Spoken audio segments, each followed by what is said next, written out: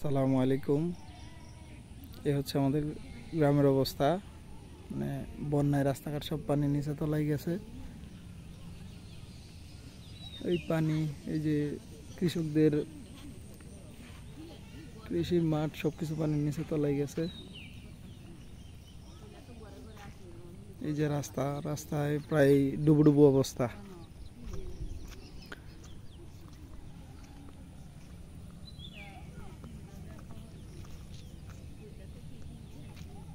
এই যে রাস্তায় প্রায় পানিও উঠে যাচ্ছে।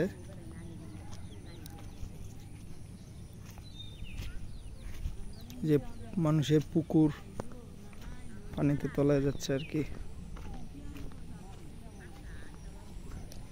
রাস্তা প্রায় আর 6 ইঞ্চি বা 1 ফিট পরিমাণ পানি হলেই রাস্তা পানির নিচে চলে যাবে আর কি।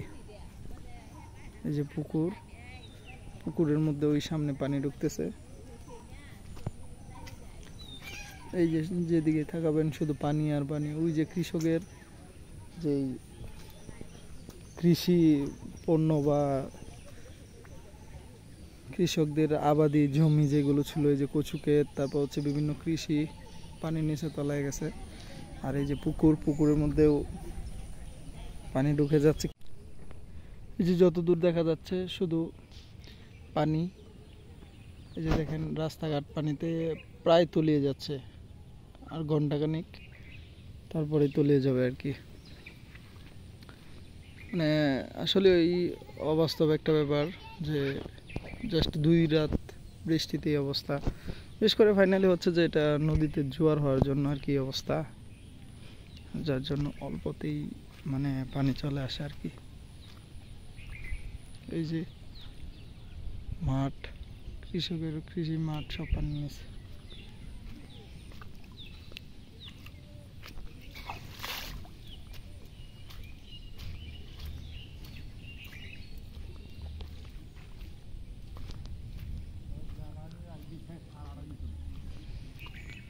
যে পুকুর, তারপর হচ্ছে যে ডোবা, আমাদের এদিকে এগুলোকে বলে পাগার আর কি, যেগুলোতে মাছ থাকে এগুলো। এই যে রাস্তার মানে নদীর পানি এসে রাস্তার উপর দিয়ে ঢুকে গেছে আর কি। ঢুকে যে অবস্থা, যেদিকে তাকাবেন শুধু পানি আর পানি। মানে আজকে যেটুকু সময় আছে, এখন বাজে হচ্ছে ধরেন 4টা। আজকে রাত পার হলে আর রাস্তা দিয়ে আগামীকালকে হাঁটা যাবে না আর কি। এই যে এখানেও রাস্তা তলিয়ে গেছে প্রায়। যে জায়গাগুলো একটু বেশি নিচু এগুলো অল্পতেই মানে পানি নিচে চলে গেছে। এখানে যে প্রায় হাঁটু পানি আর কি এখানে। এই যে আমরা হাঁটতেছি, যে বাচ্চাটা পার হচ্ছে দেখেন। গ্রামের বাচ্চা ভয় পায় না, আমরা শহরের বাচ্চা নর্মালি পানি দেখলেই ভয় পায়। আসো আসো।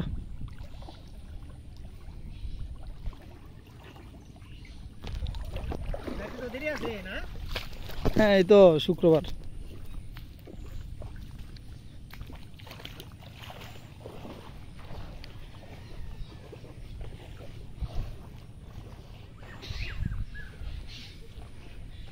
এই যে পানি,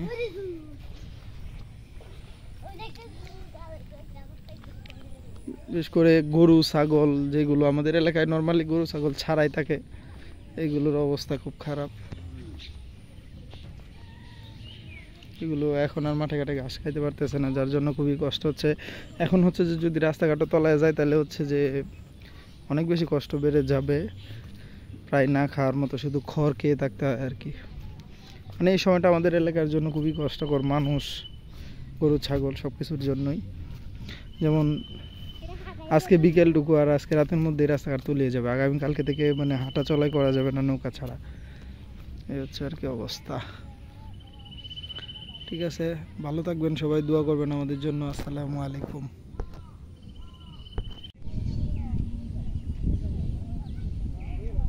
এই যে এদিকে পানি আরো অনেক বেশি। এটা হচ্ছে নদী আমাদের।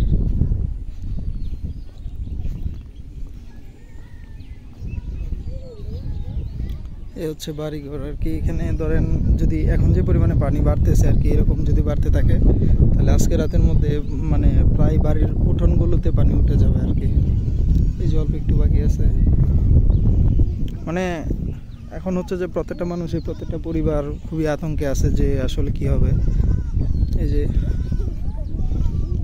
মানে যদি এই পরিমাণে বাড়তে থাকে আর কি, তাহলে খুবই মানে ভয়াবহ অবস্থা ধারণ করবে আর কি। যে আজকে রাতের মধ্যে পানি প্রত্যেকটা বাড়ির উঠানের মধ্যে উঠে যাবে আর কি। এই যে আপনারা দেখতে পাচ্ছেন রাস্তার এদিক থেকে এদিকে পানি কিন্তু একটু বেশি আছে এখনো, মানে এদিকে হচ্ছে যে নদী, এদিক থেকে পানিগুলো আসতেছে, তো যার জন্য এদিকে পানি এই অবস্থা।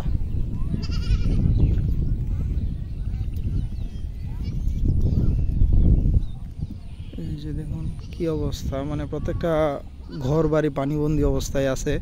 কেউ কারো এখানে মানে হেঁটে যাওয়ার মতো অবস্থা নেই আর কি। বিশেষ করে আজকে রাতটা গেলে আর হবে না, এখনও অবধি রাস্তা মোটামুটি একটু কিছু কিছু জায়গায় পানি উঠে গেছে, আবার কিছু কিছু জায়গায় ভালোই আছে, যার জন্য মানুষ এখনও একটু একটু হাঁটাচলা করতে পারতেছে আর কি। এই যে স্কুল, প্রাইমারি স্কুল, স্কুলের মাঠেও প্রায় আর 1.5 ফিট অনুমান করা যায়, 1.5 ফিট পানি উঠলে স্কুলের মাঠে পানি উঠে যাবে আর কি। এই যে রাস্তাঘাট সব কিছুরই মানে ভয়াবহ অবস্থা আর কি। ওই যে সামনে দেখতে পাচ্ছেন এদিক থেকে আর কি আমাদের নদীটা, ছোট একটা নদী। আর হচ্ছে যে ওই যে বাড়ি ঘরগুলো, ওইগুলোর পরে যেটা, এটা হচ্ছে যে আর কি একটা নদী ছোট।